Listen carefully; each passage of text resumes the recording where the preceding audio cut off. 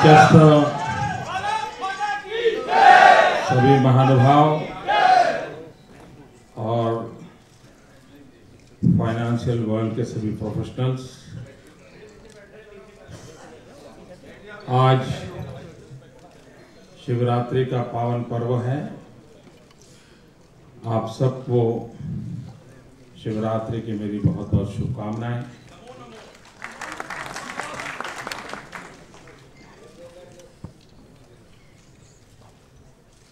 हमारे नेवी में जो हादसा हुआ, मुझे आज पता चला कि उसमें हमारे नौसैनिकों ने अपना जीवन खो दिया है। मैं उन बहादुर जवानों को अपनी तरफ से श्रद्धांजलि देता हूं। और हम जानते हैं कि त्याग, तपस्या और बलिदान हमारे देश की सेना की तुलना में कोई नहीं आ सकता। उनकी कोई तुलना नहीं हो सकती, उनके त्याग की तुलना नहीं हो सकती, उनके बलिदान की तुलना नहीं हो सकती और न ही उनकी तपस्या की तुलना हो सकती है।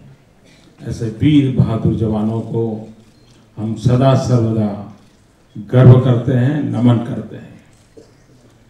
मैं आया आते ही मुझे अनिल जी ने कुछ सवाल हाथ में पकड़ा दिए, तो यही चाहते हैं, कुछ लोग ऐसा कह रहे थे, तो फिर वहीं से शुरू करें और क्या। आपकी सारी बात आ जाएगी इसमें। सभी सवालों को ले लूंगा मैं। एक सवाल है, वर्तमान प्रधानमंत्री ने घोटालों के खिलाफ कदम नहीं उठा पाए क्योंकि पाए कि गठबंधन सरकार की मजबूरी बताया। आप उसे सुनिश्चित करेंगे कि आपकी सरकार ऐसे दबावों से मुक्त रहेगी? क्या ऐसे कानून होने चाहिए, चुनाव के बाद होने वाले गठबंधन पर रोक लगा दें, वगैरह वगैरह वगैरह। जी जी जी।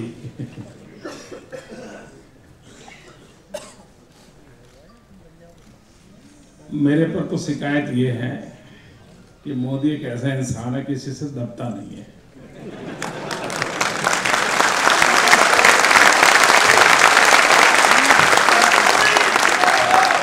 यही तो शिकायत है मेरे लिए।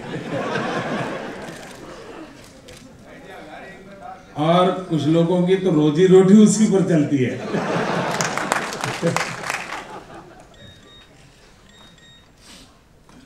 देखिए, वाजपेयी जी की सरकार भी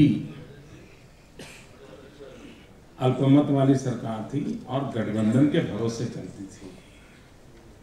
उसके बावजूद भी उस सरकार पर ऐसे कोई दाग नहीं लगे थे।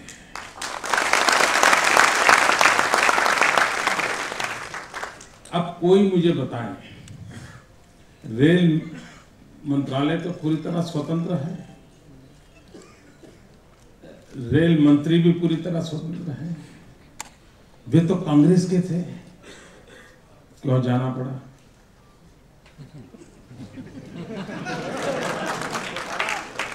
तो ये गठबंधन दिखना फलाना, इसको मजबूरी कहना, बात साफ है। क्या आपका भ्रष्टाचार के संबंध में जीरो टॉलरेंस है क्या?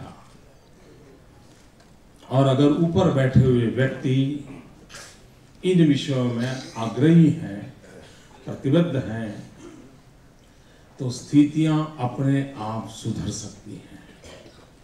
और इसलिए गठबंधन को दोष न दिया जाए।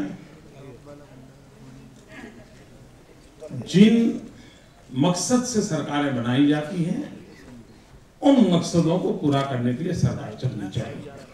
और मकसद पूरा करने के लिए नहीं चलते तो चलाने की जरूरत क्या है भाई?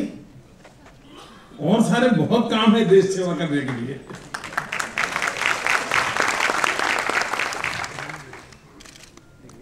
और इसलिए, लेकिन एक अच्छी बात है, सवाल पूछने वाले ने मान लिया है कि अगली सरकार किसकी होगी। ये भी अच्छी बात है। नहीं तो ऐसे सवाल हर किसी को कोई थोड़ा पूछता है। अच्छा,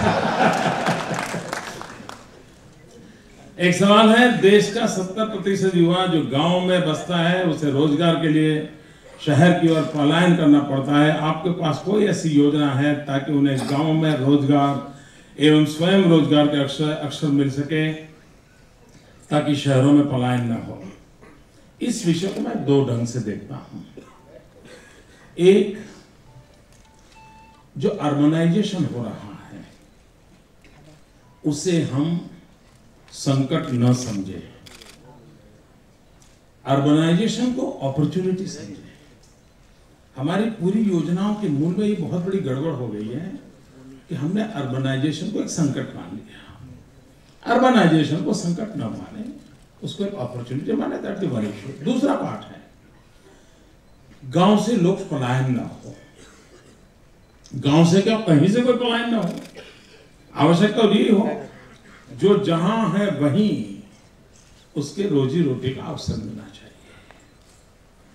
रोजी रोटी का अवसर कैसे मिलता है? अब मैं एक उदाहरण से बताता हूं। यहां मैं गुजरात के कोई उदाहरण देता हूं तो उसका अर्थ ये नहीं निकालना कि मैं गुजरात की बात करने आया, पर यह उदाहरण के रूप में बताना सरल होता है ताकि आपको ध्यान में आए, हाँ भाई ये हो सकता है। हमारे यहाँ डायमंड कटिंग एंड पॉलिशिंग, ये मेनली सूरत उसका सेंटर बना था और गांवों के लोग बहुत बड़ी मात्रा में डायमंड कटिंग पॉलिशिंग के काम के लिए नौजवान सारे वहां आते थे। पैसे भी बहुत अच्छे मिलते थे, लेकिन एक एक कमरे में 25-25, 30-30 लोग रहते थे और शिफ्ट सिस्टम से वो जिंदगी गुजारा करते थे। हमारे यहाँ ज्योतिग्राम स्कीम आई है, 24/7 365 डे बिजली हमारे यहाँ हर गांव में हर घर में हम पहुंचा सकते हैं। हमारे देश में जब मैं कहीं कहता हूं जाकर के कि गुजरात में 24 घंटे बिजली होती है तो लोग पूछते हैं हफ्ते में कितने दिन? मजा बोलते हैं, क्योंकि देश को पता ही नहीं है सब हो सकता है हमारे यहाँ। तो मुझे समझाना पड़ता है, 24/7 365 कहना पड़ता है। उसके कारण, और 3 फेज, उसके कारण क्या हुआ, जो सूरत में डायमंड कटिंग पॉलिशिंग के लिए जो छोटे छोटे इंस्ट्रूमेंट होते हैं वो गांव में चले गए और लोग गांव में ही बिजली का कनेक्शन ले लिया और कटिंग पॉलिशिंग शुरू कर दिया। समय मिला तब खेत में चला जाता है, माँ बाप की सेवा करता है, पशुपालन करता है। पहले अकेला डायमंड कटिंग पॉलिशिंग करता था, माँ भी सीख गई है, भाई भी सीख गया। जब भी मौका मिले कोई भी बैठ जाता है, घिसना शुरू कर देता है। और सप्ताह में एक दिन शनिवार को इतनी छोटी पुड़िया लेकर के चला जाता है अपने गांव से सूरत, हीरे करोड़ों रुपए के दे करके फिर दूसरे लेकर कच्चा माल लेकर के आ जाता है। इतनी छोटी पुड़िया में से माल होता है। आप देखिए बिजली का इंफ्रास्ट्रक्चर मिला, पलायन रुक गया। और हमने सर्वे करवाया, 33% शहर की तरफ जाने में कमी आ गई। फिर हमने ब्रॉडबैंड कनेक्टिविटी की। पहले डॉक्टर गांव में नहीं रहता था, टीचर नहीं रहता था, ब्रॉडबैंड कनेक्टिविटी की तो उसको इंटरनेट मिल गया, बिजली के कारण टीवी मिल गया, एसी मिल गया, पंखा मिल गया, मोबाइल फोन कनेक्टिविटी मिल गई। तो उसका लगता है यार शहर की हवा के बजाय यहाँ की हवा तो बहुत अच्छी है, तो गांव में रहने लग गया। डॉक्टर गांव में रहने लग गया, टीचर गांव में रहने लग गया, तो गांव की क्वालिटी ऑफ लाइफ में बदलाव की जड़ें जमने लग गई। अगर हम, और इसलिए एक सोच लेके मैं चलता हूं कि आत्मा गांव की हो, सुविधा शहर की हो।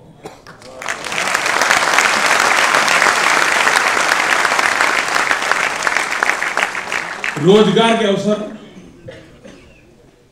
एग्रीकल्चर सेक्टर में रोजगार की बहुत संभावना है, ऐसा नहीं वो गया बेटा है। लेकिन दुर्भाग्य से समय रहते हुए एग्रीकल्चर सेक्टर को जो तवज्जो देनी चाहिए मिलती है। आज भी देश में एग्रीकल्चर इंफ्रास्ट्रक्चर ये सब्जेक्ट ही नहीं है। आप टेक्नोलॉजी इन एग्रीकल्चर, इस पर हमारा बल नहीं है। प्रोडक्टिविटी हमें बढ़े कैसे, इस पर हमारी सोच नहीं है। और अगर हम वैल्यू एडिशन पर बल दें, कृषि आधारित उद्योग जो वैल्यू एडिशन करें, आप देखिए गांव वाले भी लोगों को कहे कि रोजगार के लिए मेरे गांव में आइए, ये स्थिति पैदा हो जाएगी, ये स्थिति पैदा हो। और इसलिए इन चीजों को किया जा सकता है और अच्छे परिणाम मिलते हैं। अब जैसे हमारे देश में कई राज्य हैं जो कॉटन प्रोडक्ट करते हैं, कॉटन हमारा अच्छा देश का विदेश में एक्सपोर्ट होता है। अब ये हम कितने दिन तक ये कच्चा माल एक्सपोर्ट करते रहेंगे? कॉटन एक्सपोर्ट करके हम हमारे नौजवान को रोजगार नहीं दे सकते हैं, लेकिन अगर वैल्यू एडिशन करें तो हम बहुत बड़ा परिवर्तन ला सकते हैं। तो जैसे हमारी एक 5F फॉर्मूला है, farm to fibre to fabric to fashion to foreign.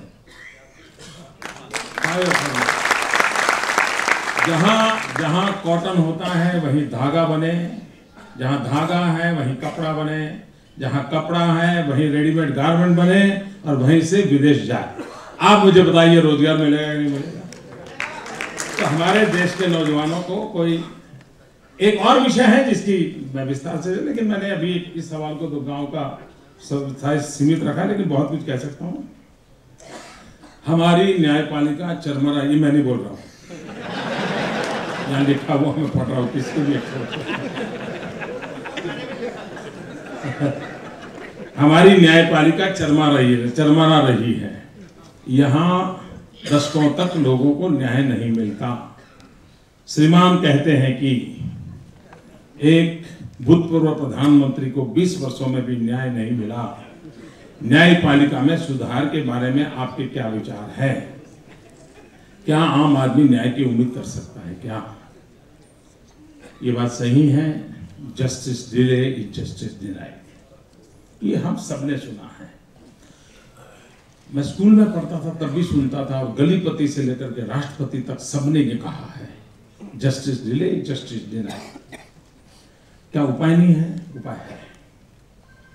आपको जानकर के खुशी होगी मित्रों, मेरे यहाँ लोक अदालतों की सेंटिटी इतनी बढ़ी हुई है, इतनी बढ़ी हुई है कि लाखों की तादाद में वहां केस आते हैं, निपटारा होता है, और एक व्यक्ति को न्याय पाने का खर्चा सिर्फ 35 पैसे होता है, 35 पैसा।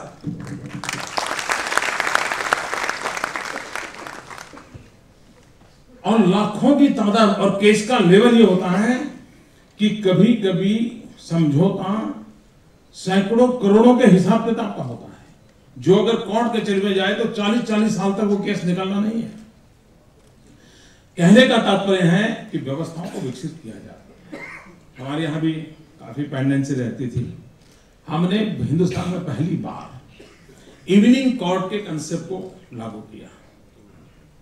इवनिंग कोर्ट कंसेप्ट के कारण इंफ्रास्ट्रक्चर वही, कोर्ट तो चलती है 5 बजे तक, वहीं पर हमको शाम को 6 बजे के बाद दूसरी कोर्ट बिठाना शुरू कर दिया। वही इंफ्रास्ट्रक्चर, तो गरीब देश है, हर चीज के लिए इंफ्रास्ट्रक्चर बनाते बनाते तो कितना देर लग जाएगी। तो जो है उसका ऑप्टिमल यूटिलाइजेशन होना चाहिए। और सुप्रीम कोर्ट ने भी मुझे इजाजत दी और उसके कारण इवनिंग कोर्ट चली, करीब 103 इवनिंग कोर्ट चली। और जो गरीब लोग थे और बहुत सामान्य प्रकार के केसेस, तो बेचारे को डेट होती थी तो पूरा धंधा रोजगार ऑटो रिक्शा चलाता है छोड़ करके कोर्ट में जाके बैठे रहना पड़ता था, फिर दूसरी डेट लग जाती थी। ऐसे गरीबों के सारे केस हमने शाम को इवनिंग कोर्ट में ट्रांसफर कर दिए। वो दिन भर रोजी रोटी कमाता है, शाम को आकर के कोर्ट में बैठ जाता है, जब नंबर लगता है फटाफट निर्णय होते हैं। और लाखों की तादाद में ऐसे छोटे छोटे लोग हैं, उनको न्याय मिल रहा है, उनके संकट दूर हो रहे हैं। तो चीजों को अच्छा किया जा सकता है। हमें अपनी व्यवस्थाओं से निराश होने की जरूरत नहीं है। व्यवस्थाओं का कायाकल्प जरूरी है, प्राणवान बनाना आवश्यक है। और हमारे पूर्वजों ने तो ऐसी व्यवस्थाएं खड़ी थी, हमने सब उसको बर्बाद करके रख दिया है, और इसलिए हम उसको ठीक कर भी सकते हैं। और आज टेक्नोलॉजी के माध्यम से बहुत मदद मिल सकती है। बहुत तेजी से कामों को इसमें भी आगे बढ़ाया जा सकता है। एक है युवाओं के लिए रोजगार बढ़ाने के लिए आपके पास क्या योजनाएं हैं। युवाओं को लगता है कि सरकारी नीतियों का वास्तविकता से कोई संबंध नहीं होता। ये किस सरकार की बात है मुझे मालूम नहीं, सब सरकारों का ऐसा नहीं है। जिसने सवाल पूछा वो शायद दिल्ली के कारण पूछा होगा, केंद्र सरकार के कारण पूछा होगा, सब सरकारों का ऐसा नहीं है। हम कहते हैं भारत दुनिया का सबसे नौजवान देश है। 65% जनसंख्या बिलो 35 है। एक अर्थ में हम बड़े भाग्यवान हैं और इसके लिए आवश्यक है स्किल डेवलपमेंट। सारे विश्व में स्किल डेवलपमेंट एक प्राइम एजेंडा है, सारे विश्व का है जी। हम ही लोग एक ऐसे हैं। एक बार हमारी एनडीसी की मीटिंग थी, डेवलपमेंट का प्रधानमंत्री जी का भाषण हुआ, ऑनलाइन अवेलेबल होगा, आप देख सकते हैं। 4-5 साल हुए होंगे शायद। तो उन्होंने अपना भाषण में कहा कि हम स्किल डेवलपमेंट के 500 कोर्सेज शुरू करेंगे। प्रधानमंत्री ने अपने भाषण दिया। फिर मेरी बारी थी, चीफ मिनिस्टर को बोलना था। मैंने कहा साहब आपको जानकारी देता हूं, चाइना में 50,000 है।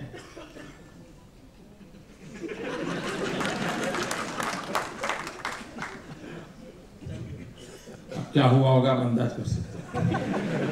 यानी हम इतने पीछे चल रहे हैं। इतना क्या है, स्किल डेवलपमेंट पर हम जितना बल देंगे, हमारी युवाओं की शक्ति बहुत कम। आज आप देखिए, एक तरफ बेरोजगारी की चर्चा है, लेकिन आपके घर में नल का ठीक करना है तो प्लम्बर नहीं मिल रहा है। आपके यहाँ वायरिंग करना है तो आपको आदमी नहीं मिल रहा है। रेफ्रिजरेटर खराब हो गया है, ढूंढना पड़ता है, यार कुछ भेज देना, उसको क्या भेज देना। क्यों?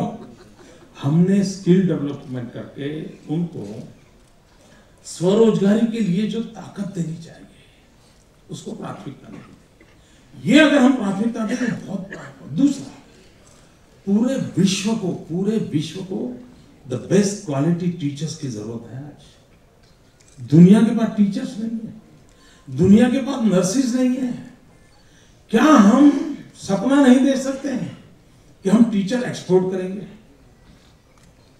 आज दुनिया के देशों को आप टीचर एक्सपोर्ट करो मतलब क्या होता है? एक व्यापारी जाता है तो हो सकता है रुपया को डॉलर में कन्वर्ट करके ले आएगा, लेकिन एक टीचर जाता है ना तो पूरी पीढ़ी को अपने साथ ले आता है।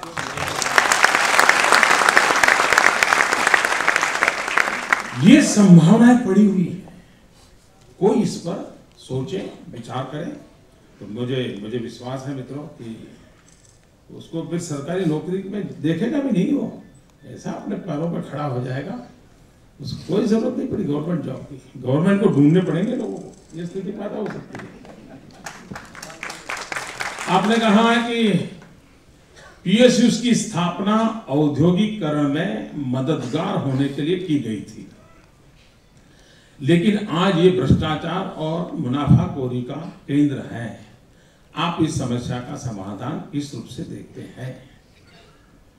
फिर मैं अपना ही एक्सपीरियंस से बात बताऊं। मैं नया मुख्यमंत्री बना 2001 में। मैं भाषण नहीं करता, हल्की फुल्की बातें करूंगा तो चलेगा ना? है वही अच्छा रहेगा। मीडिया के काम कुछ आएगा नहीं, लेकिन आपको मजा आएगा।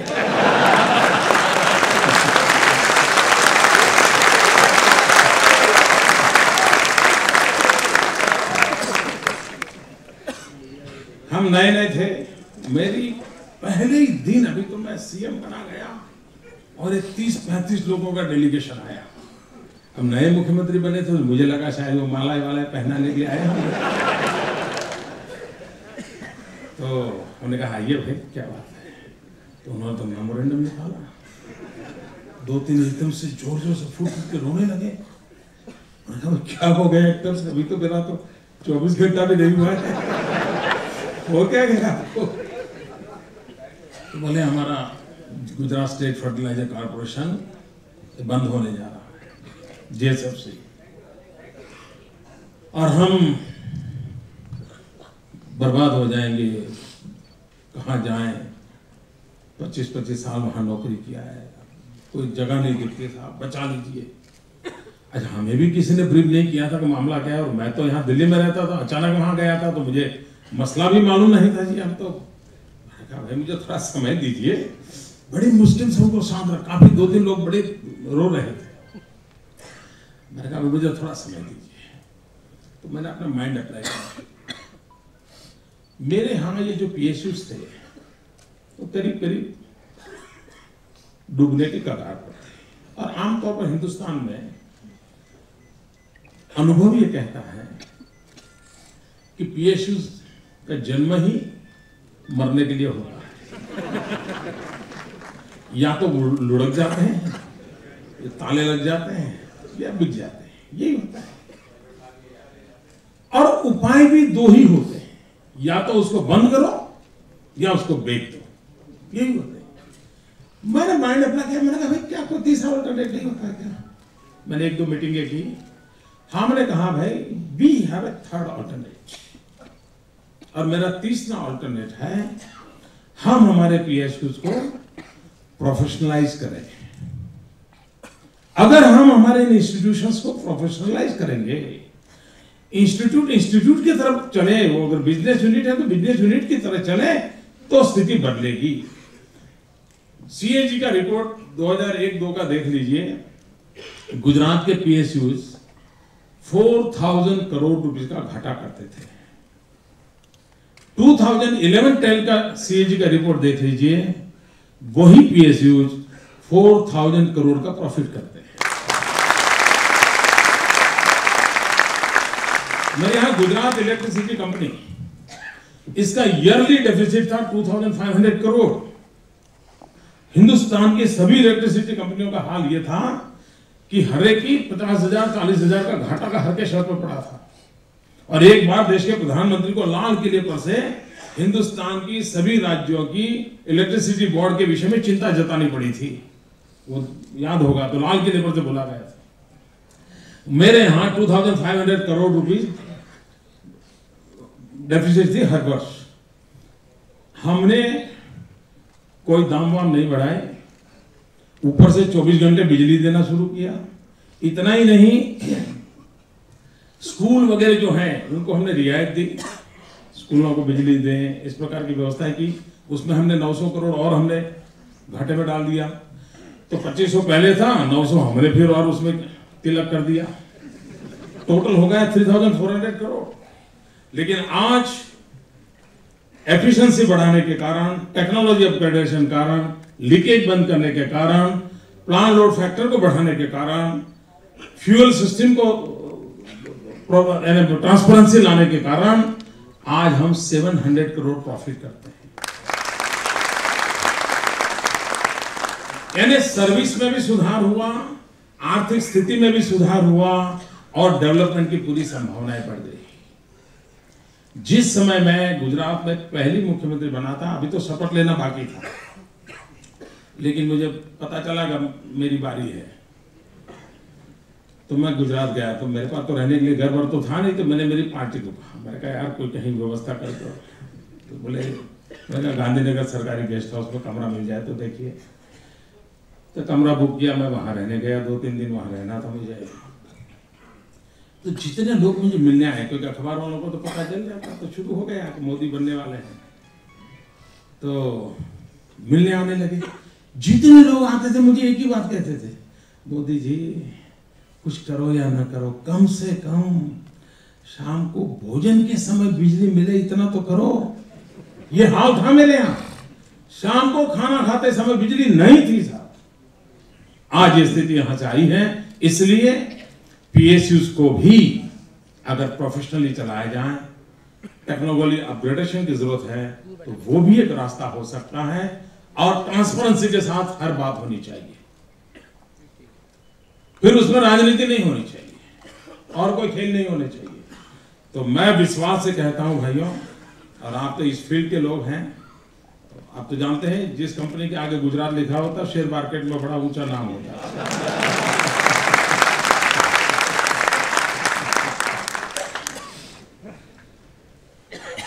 एक सवाल है, आज राज्य केंद्र की कमजोरी बनते जा रहे हैं। सरदार पटेल ने भारत को एकीकृत किया, लेकिन आज राज्यों में राष्ट्रीय सोच की कमी है। क्षेत्रीय पार्टियों में दबाव में न आए, राज्य बना दिए जा रहे हैं। आप राज्यों में राष्ट्र सर्वोपरि की भावना का संचार कैसे करेंगे? मैं इस विचार से सहमत नहीं हूं। हमारे राज्य हमारे देश की शक्ति है भाई। ये सोच ही गलत है कि हमारे सचमुच में दिल्ली ने गलत सोचा है। अब तक उन्होंने ये माना कि ये राज्य कुछ और है और दिल्ली की सरकार कुछ और है। दिल्ली की सरकार राज्यों के बदौलत है भाई। अगर हम राज्यों के जो एस्पिरेशंस हैं, उनकी जो सामर्थ्य है, उसको अगर हम रिकॉग्नाइज करें, और हिंदुस्तान एक फेडरल स्ट्रक्चर है, उस संघीय ढांचे में हम जितना राज्यों को तवज्जो देंगे, ताकत देंगे, आपको मैं विश्वास दिलाता हूं जी, देश की स्थिति देखते ही देखते बदलना शुरू हो जाएगी। इन्होंने क्या किया? कोई राज्य आगे बढ़े तो इनको लगता है मेरा तो एग्रीकल्चर ग्रोथ 2% होता है और शिवराज जी का 18 हो गया, मारो शिवराज को। ऐसा नहीं चलता है भाई। वो 18% ग्रोथ करता है तो आता तो हिंदुस्तान की झोली में है। ये मूलभूत सोच बदलने की आवश्यकता है। और मेरा स्पष्ट मत है, प्रधानमंत्री और दिल्ली में उनकी कैबिनेट, इसको हम संपूर्ण टीम न माने।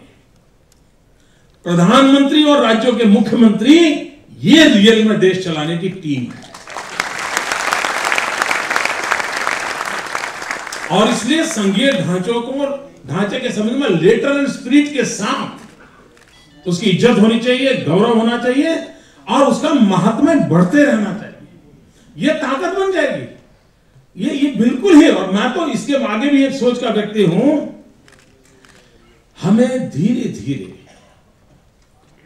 जैसे राज्य ताकतवर बने, राज्य आर्थिक रूप से गतिविधि करने वाले बने, ऐसा भी समय आने चाहिए कि हमारे बड़े बड़े महानगर जो हैं वो भी एक प्रकार से इतने पनपे कि देश की इकोनॉमी के वो ड्राइविंग फोर्स बन जाए। अब आप मुझे बताइए, मुंबई की इकोनॉमी को मूव कौन करता है? क्या दिल्ली से होता है? क्या प्रधानमंत्री कार्यालय से होता है? क्या नहीं होता है जी। मेरे यहाँ सूरत, क्या सूरत में गांधीनगर से चलाता हूँ? क्या सूरत के अंदर अपना बलबूता है, वो खड़ा हुआ है, चल रहा है। वैसे ही हिंदुस्तान में 50-100 शहर भी ऐसे बन जाए जो ऐसे वाइब्रेंट इकोनॉमी वाले हो। अब देखिए साहब, देश कैसा चल पड़ता है जी। इसलिए इन चीजों में हमारी शक्ति समझे, हम इसे संकट न समझे। और इसलिए जिस सज्जन ने बुरा न माने, लेकिन ये तो विचार बिल्कुल नहीं करना चाहिए। ये विचार देश का भला नहीं करेगा। केंद्र और राज्य करों के मामले में अपने अधिकारियों को खोना नहीं चाहते, अधिकारों को शायद लिखा, जिस वजह से जीएसटी लागू नहीं हो पा रही है। स्वीकृत लक्ष्य लागू करने के लिए आपके पास क्या, आपके फील्ड का एक सवाल आया।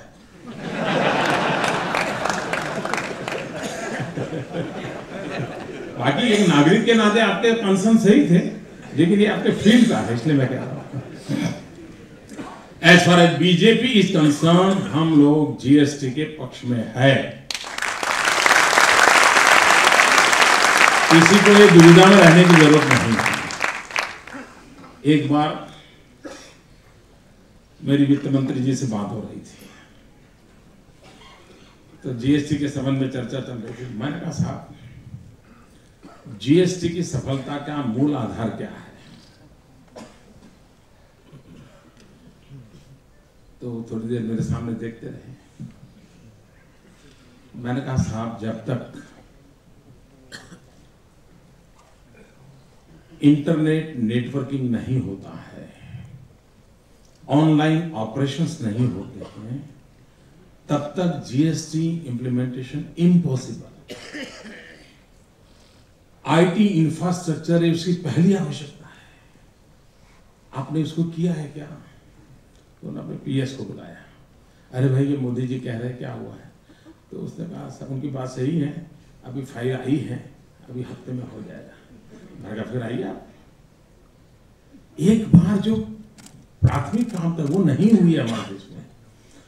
जीएसटी का बीजेपी ने कभी विरोध नहीं किया है, और इसलिए जो ये आज बार भी पार्लियामेंट में जिस प्रकार से उल्लेख किया गया, किसी के विरोध के चलते जीएसटी नहीं अटका है। जो प्रिपरेशन होनी चाहिए सेंट्रल गवर्नमेंट की तरफ से वो अभी तक पूरी हुई नहीं है, और उसी के कारण उस काम को आगे नहीं बढ़ाया जा सकता। दूसरा, मैंने पहले ही कहा कि फेडरल स्ट्रक्चर है, स्टेट के भी आर्थिक स्वायत्ता के विषय हैं, भारत सरकार का काम रहता है उसको एड्रेस करना चाहिए। उनके क्या कंसर्न है उसको सिंपैथेटिकली देखना चाहिए, क्योंकि हमने सेंटर और स्टेट के मिलकर के देश को चलाना है। तो ये बातों की चर्चा लगातार होती रही, हर एक राज्यों की तरफ से, कोई एक राज्य की तरफ से नहीं, हर एक राज्यों की तरफ से हुई है। और लेकिन कभी कभी लगता है कि बहुत सारे अच्छे काम है ना, वो कुछ लोगों के हाथों से होना ही नहीं है।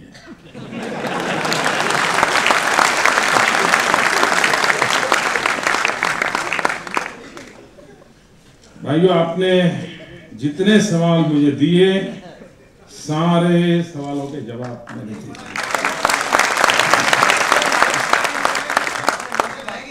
जो बोला वो भी मन की ही बात थी। एक विषय, प्लीज बैठे बैठे। एक बात जो मैं बता करके मुझे, क्योंकि एक अलग और कार्यक्रम में भी पहुंचना है। देखिए, हमारे देश में जो संवैधानिक संस्थाएं हैं, उन सबको उनकी सैंक्टिटी बनी रहे, उनका जो इंडिपेंडेंट उनका कामकाज है उसका गौरव बना रहे, ये समय की मांग है। दुर्भाग्य से पिछले दिनों दिल्ली में केंद्र सरकार ने हमारे इन इंस्टीट्यूशंस का इतना इरोजन किया है, इतना उसका नुकसान किया है, जिसके कारण भारत को अकल्प नुकसान हुआ है। एकाध बार कोई व्यक्ति बिगड़ जाए ना, तो उसको ठीक करने में ज्यादा समय नहीं लगता है, लेकिन अगर व्यवस्था बिगड़ जाए तो उसको ठीक करने में, पटरी पर लाने के कई वर्ष लग जाते हैं। सीएजी नाम की इंस्टीट्यूशन कितनी क्रेडिबल इंस्टीट्यूशन, और उसका जन्म कब हुआ? देखिए, 1860 में उसका जन्म हुआ। 1857 के स्वातंत्र संग्राम के बाद जब अंग्रेजों पर गंभीर प्रकार के सवाल उठे कि तुम यहां से रुपये चोरी करके ले जाते हो, हमारा कुछ करते नहीं हो, तो यहां की जनता को कन्विंस करने के लिए एक व्यवस्था को विकसित किया गया था उस समय। इसको 150 साल हो गए। आज देखिए सीएजी की इस इंस्टीट्यूशन की क्या हाल करके रखा। अगर चेक बैलेंस सिस्टम नहीं होगा तो शासन व्यवस्था कैसे चलेगी? हमारे देश में सीवीसी की व्यवस्था हुई, चीफ विजिलेंस कमीशन, इसकी अपॉइंटमेंट की प्रोसेस कैसे हुई? और पता नहीं कहां से ले आए, और कोर्ट को इंटरवीन करना पड़ा, और कोर्ट को कहना पड़ा कि इसको निकालो। यानी जहां पर सुचिता की जिम्मेवारी है वहीं पर आप एक काम करके रख दो, दूध की कटोरी पर बिल्ली को ही चौकीदार बना दो, दूध कहां से बचेगा भाई? यानी ये जो संस्थाओं को जिस प्रकार से, यानी एक प्रकार से मैं कहूं विनाश के कगार पर लाकर खड़ा कर दिया। देश में पहली आवश्यकता है कि हमारी जितनी संवैधानिक संस्थाएं हैं उन सब की प्रतिष्ठा कैसे बढ़े, उनका प्रभाव कैसे बढ़े, वे परिणामकारी कैसे हो, चीजों को ठीक करने के लिए। और इसमें कोई गठबंधन बीच में नहीं आता है, सिर्फ इरादा चाहिए। इरादा हो, स्थितियां बदली जा सकती। हमारे देश में करप्शन के बाद क्या, इस पर बहुत डिबेट हो रही है। फलाना पाल हो कि टिकना पाल हो, युक्त हो कि अयुक्त हो, सारे शब्द प्रयोग चल रहे हैं। करप्शन न हो इस पर डिबेट क्यों बल नहीं दी जा रही है? होने के बाद क्या हो, इसके लिए सब व्यवस्था। अब आप ऐसे लोग हैं,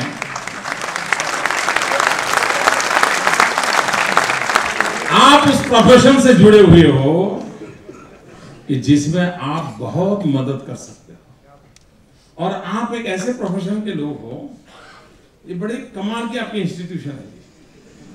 क्लाइंट को भी आप पर भरोसा और सरकार को भी आप पर ही भरोसा है।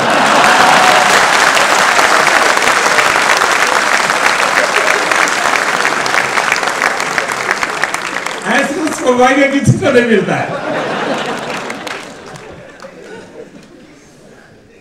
अब जब भरोसा आप पर भी, सरकार भी कहेगी चार्टर्ड अकाउंटेंट ने सर्टिफाई किया है, ओके मान लो। देखिए साहब क्या गजब है आपकी क्रेडिबिलिटी। अगर इतना आप पर भरोसा है तो जिम्मेवारी भी बहुत ज्यादा है।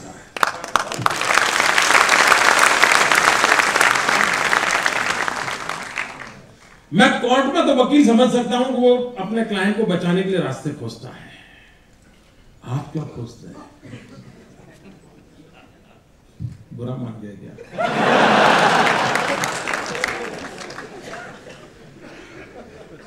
और उसी में से फिर कई बुराइयां जन्म लेती है।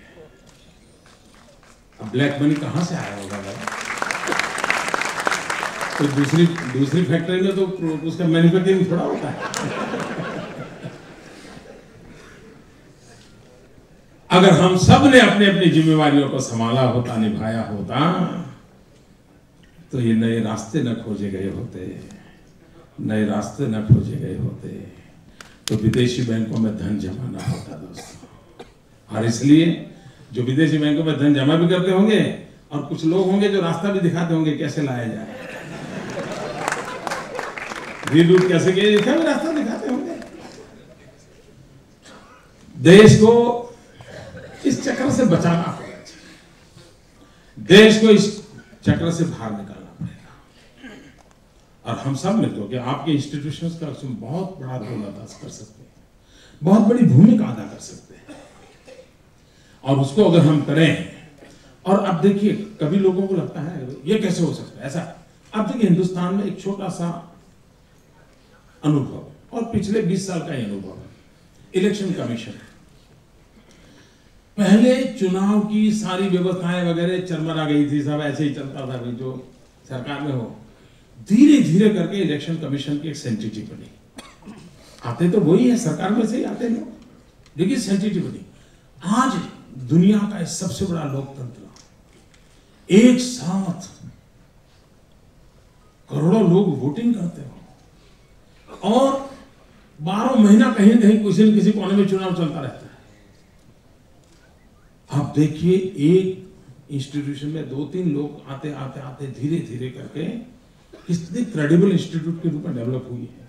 शिकायत नहीं होगी ऐसा मैं नहीं कहता, लेकिन बाय लार्ज उसका एक रुतबा बन गया है। कहने का तात्पर्य यह है कि थोड़ा सा ध्यान दिया जाए तो कुछ नहीं हो सकता। ये जो निराशा का माहौल है, मैं आपको उदाहरण देके बताता हूं कि ये हो सकता है। कोई काम मुश्किल नहीं है भाइयों। भ्रष्टाचार को टेक्नोलॉजी के माध्यम से हम बहुत बड़ी ताकत से ट्रांसपेरेंसी ला सकते हैं। कौन कहता है भ्रष्टाचार को नहीं रोक सकते? स्टेट, मेरा बड़ा स्पष्ट मत है, राज्य पॉलिसी ड्रिवन होना चाहिए। इंडिविजुअल की विम पर राज्य नहीं चलना चाहिए। अगर स्टेट पॉलिसी ड्रिवन है तो फिर डिस्क्रिमिनेशन का स्कोप बहुत कम रहता है। हर एक चीज अवेलेबल है। अच्छा भाई देखिए ये लिखा है, ये मुझे मिल सकता है, ये नहीं मिल सकता है, तो कह नहीं सकता है इतना दो तो ये कर दूंगा। लिखा हुआ है जी। जितनी अधिक मात्रा में हम पॉलिसी ड्रिवन स्टेट की को चलाने के तरीके ढूंढते हैं, ग्रे एरिया मिनिमम हो जाता है। जीरो इट्स इम्पॉसिबल टू से, क्योंकि स्थितियां कभी न कभी बदलती है, लेकिन ग्रे एरिया मिनिमम हो जाता है। और जब ग्रे एरिया मिनिमम होता है तो आपको किसी व्यक्ति को निर्णय करने की स्थिति नहीं आती है, इसको दूं, इसको न दूं, आज दूं, नहीं आ सकती। दूसरा टेक्नोलॉजी, हम लोग वनडे क्रिकेट से बड़े परिचित हैं। मेरे यहां वनडे गवर्नेंस चलता है। One day governance. आप सुबह नौकरी धंधे पर जा रहे हैं, एक लिफाफा में आपकी एप्लीकेशन और फी डाल के चले जाइए बाहर डिब्बे में, या वहां जो काउंटर पर आदमी बैठा है उसको दे करके चले जाइए। शाम को वापस आ जाइए, आपने जो कुछ भी लिख करके दिया है, जो पैसे जमा किए, आपको जो मिलना चाहिए मिलकर के रेडी होता है, घर जाते समय ले जाइए। और सारा टेक्नोलॉजी से होता है। करीब 180 प्रकार की सेवाएं कोई ह्यूमन इंटरवेंशन की आवश्यकता के बिना चल रही है। कोई ह्यूमन इंटरवेंशन के बिना चल रही है, ह्यूमन फेस की जरूरत नहीं पड़ती, काम हो जाता है। नौकरी में इतना बड़ा भ्रष्टाचार होता है, सब जानते हैं। किसी को भी इंटरव्यू कॉल आता है तो सबसे पहले क्या करता है, इंटरव्यू में कॉल में सफल कैसे होना, इसके लिए मेहनत नहीं करना है। सिफारिश किसकी चलेगी, किसका कुर्ता लंबा है, किसका कुर्ता पकड़ूंगा तो काम चलेगा, यही सोच होता है। कोई मुझे बताए क्या जरूरत है। हमने एक प्रयोग किया, हर एक नौजवानों को कहा भाई जिसको टीचर बनना है ऑनलाइन अपने जितने भी क्वालिफिकेशन है इतनी इतनी चीजें भर दो। हमने कंप्यूटर को पूछा, जब टॉप पोस्ट 13,000 कौन है, 13,000 निकाल दो। उसमें रिजर्वेशन जो था उसको निकाल दो, महिलाएं कितनी, दलित कितने, शेड्यूल कास्ट, शेड्यूल ट्राइब वगैरह सब उस हिसाब से लगा दिया।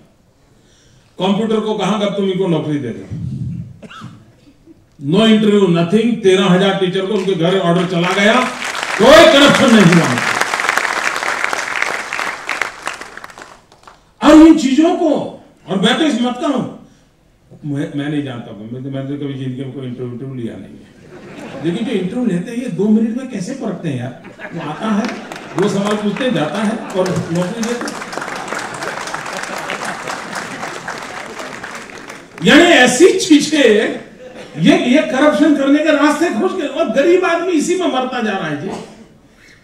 टेक्नोलॉजी कितनी मदद करती है।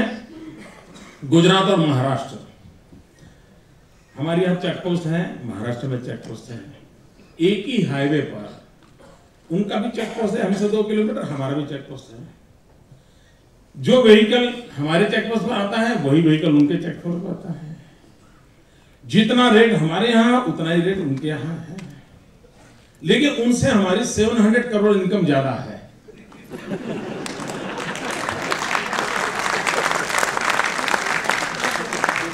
क्यों? टेक्नोलॉजी है।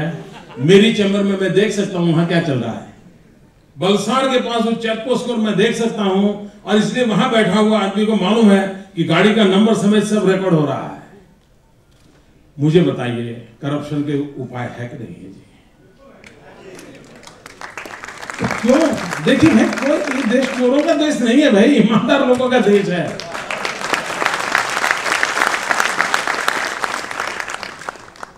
एक विश्वास के साथ हम चले, स्थितियों को बदला जा सकता है। बहुत बहुत धन्यवाद मित्रों।